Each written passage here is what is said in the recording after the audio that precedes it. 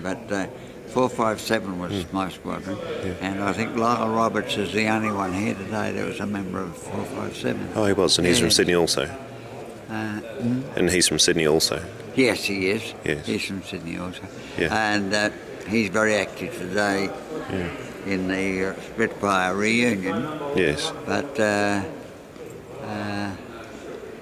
can't think there's anybody else. But there wasn't much. The two squadrons were generally together, operated together and messed. All didn't mess together, but were mixed together. So you knew several of the third gentlemen who are here today who are South Australians? You knew them? Or? Yeah, well, one of the South Australians, of course, is my son who brought me here. Yes. And the others, some of them I know. Yes. I've seen after 40 or 50 years, but yes. And it's the first time I've been here. I've been wanting to come and see it, but because I've been in regular touch with the gentleman that's repaired them all and done all that. Mr. Badger, Yeah, Badger. And quite incredible. And I don't know, I think he said this was a Mark V. Yes. Yeah, and of course, at the finish we were flying Mark 8s. Beautifully, absolutely beautiful. And the big difference between a Mark V and a Mark 8 was? Not only the performance, I suppose they'd learned a lot in the building of aircraft. Yes. But a Mark 8 was just a glorious thing to fly. Yes. A Mark 5, you felt you had to fight it a little bit. Yes. And I didn't have many hours on the 5, fortunately. But it wasn't, I don't think it had the same balance about it. I don't know what the difference was really, there wasn't much to look at. But a Mark 8 was a joy to fly. A Mark 5 you were kind of fighting the aircraft most of the time. Yeah. It had a mind of its own, but the Mark 8 did what you wanted it to do. Yeah. And they were an easy aircraft to fly really. The only problem was maybe in landing them. They were touchy. If you came in too fast and you pulled a stick back, she went off, left the ground and went into the air again, you know. Yes. And if you didn't have much speed, it didn't matter if it went into the air again. But if you had a bit of flying speed on, and of course she went up in the air and she went up 10 or 15 feet, then she could suddenly drop and do a wing or anything on you. But it was a joy to fly. And did that really show in the success that you had as far as the squadron's victories? It was such a beautiful aircraft to control in the air. I think it was easier to fly in operations. The firepower was much the same, but and this was probably a weakness of the Spit. That if you weren't careful, you could press that button, and in 12 seconds' time you could be out of ammunition. Yes. Which is not very long. No. And so you, and this is what you did the first few times until you learnt that you had to be sensible with that button. And if you weren't right on the target, you just didn't fire. Because 12 seconds of firepower is not very much. Yes. And from then on you're useless, you might as well come home, sort of thing. Yes. But I flew many aircraft, and I loved some of the American aircraft, but no, I didn't love them. I liked some of the American aircraft, but I really loved flying a Spit. The Spit Mark 8 was... yeah, and you flew Spitfires throughout the war, or...? No, I flew... initially, I flew an American aircraft, the... Kitty Hawk? Or? Kitty Hawk, yes. Kitty Hawk was 75 Squadron. That was my first aircraft. No, I'm wrong. My first aircraft was the Hurricane. Oh, really? Because I was with 32 Squadron in England, yes. Yes. I loved the Hurricane because I suppose being your first aircraft, you sort of thought you were made. But the Hurricane didn't compare with the Spit. It had factors. It was robust. You could make poor landings in a hurricane, get away with it. Yes. Make a poor landing in a spit, you like to do it a damage. Yes. But not a Hurricane was my first aircraft in the spit. Did you score a victory in the Hurricane? Or did you score a victory in the Hurricane? Yes, I did. I was. Yes.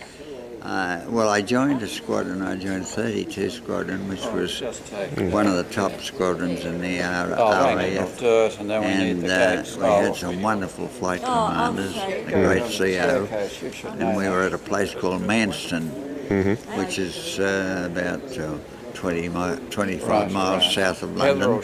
Yes. So we spent a lot of time over the English Channel. Yes. With the result, we were one of the first airfields that the Germans would attack. Yes. And so we had a few opportunities. Yes. And I was lucky one day to be out with my one of the flight commanders that I was flying with when we were fortunate enough to be a bit successful. Yeah, and that was what was that? Oh, that was an ME 109. It was? Yeah. And you were his wingman at the time? Or? I was... The wing commander's wingman? Or? Yes, I was. I was flying with the wing commander, and we caught up with a couple of stray ME 109s. We got one and we didn't get the other. Yes. Yeah. So how did you come to shoot it down? You came... They didn't see you, or you came down on his tail? I think they saw us, but I think we might have just got somebody who wasn't such a good pilot. Oh, really? Yeah. Yes. And tended to, when he was even in trouble trying to fly away from us, tended to fly too much straight and level. Oh, really? Yeah. Yes. But you can be, I suppose you can be unlucky. You could pick on somebody who's a really hot pilot and you're in trouble. Yes. Or you can pick on somebody who's perhaps just joined the squadron. Yes. And so you can have a bit of an advantage. And were you very experienced at that point in time? Not at that point in time, no. I was learning a great deal at that point. So it was really two beginners. This was my first squadron, 32 Squadron, so first RAF squadron. And what year was this? Oh, gee. This would have been, but the war started 39, this would have been 40. Really? So this is in the Battle of Britain, or? It was just after the Battle of Britain. Just after, yes. Yeah, no, I wasn't in the Battle of Britain, or I wouldn't be here today, probably. Yes. And just finally, Mr. Watson, how many victories did you end up with? I got 5. 5, so you're an ace. Well, that's what they say, but I don't believe that. I mean, there were fellas that had one or two or three who probably flew as well as I did or better, and just weren't fortunate enough to be in a certain position at the right time. So I don't get too carried away with it. I don't look upon that, and I certainly never call myself an ace.